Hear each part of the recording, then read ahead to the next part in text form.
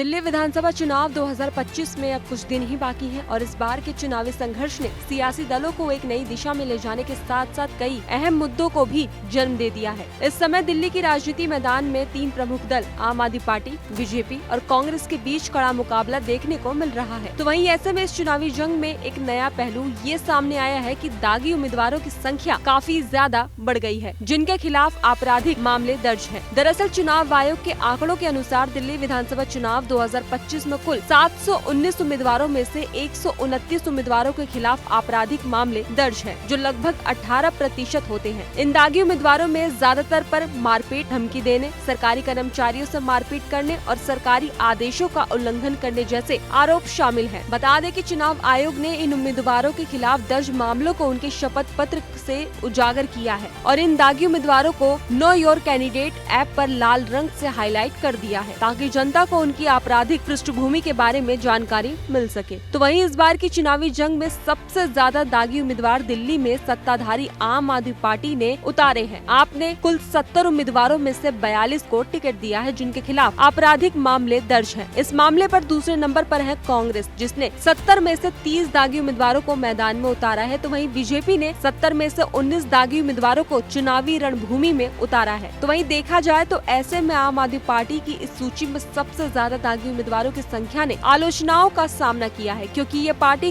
खुद को भ्रष्टाचार और अपराध के खिलाफ एक संघर्षशील पार्टी के रूप में प्रस्तुत करती है। इसके बावजूद पार्टी के खिलाफ ये आंकड़े सवाल उठाते हैं कि क्या पार्टी अपने सिद्धांतों पर कायम रह पाई है या नहीं। बता दें कि चुनाव आयोग ने इस बार दागी उम्मीदवारों के खिलाफ सख्त कदम उठाए हैं। आयोग ने सभी उम्मीदवारों से उनके शपथ पत्र की जाँच की है और आपराधिक पृष्ठभूमि वाले उम्मीदवारों को सार्वजनिक किया है। आयोग ने ये सुनिश्चित करने के लिए कई कदम उठाए हैं कि इस बार चुनाव निष्पक्ष और पारदर्शी तरीके से संपन्न हो। आयोग ने उम्मीदवारों की आपराधिक पृष्ठभूमि को उजागर करने के लिए नो योर कैंडिडेट ऐप और वेबसाइट पर जानकारी दी है, जिससे वोटर्स को अपने वोट की शक्ति का सही उपयोग करने में मदद मिल सके। तो वहीं दिल्ली में कांग्रेस की स्थिति की बात करें तो दिल्ली में पिछले 2 विधानसभा चुनावों में कांग्रेस का प्रदर्शन काफी निराशाजनक रहा था। 2015 और 2020 के चुनावों में कांग्रेस को एक भी सीट नहीं मिली और पार्टी का प्रदर्शन 0 रहा। हालांकि इस बार कांग्रेस पूरी ताकत के साथ चुनावी मैदान में उतरी है। पार्टी ने अपने पुराने वादों को दोहराया है और लोगों को एक नई दिशा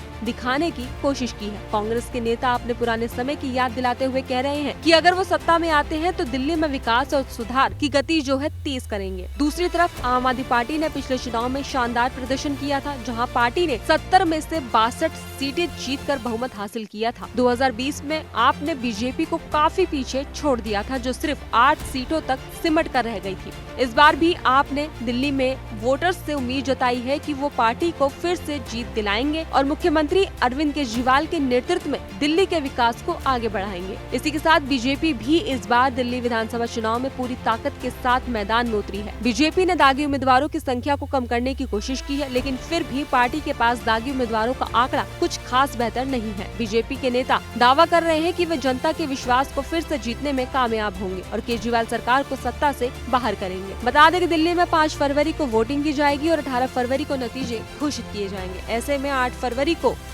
फरवरी को ये साफ हो जाएगा कि दिल्ली के दिल पर कौन राज करेगा। फिलहाल खबरों में बस इतना ही। बाकी देश और दुनिया की तमाम खबरों के लिए देखते रहिए दैनिक।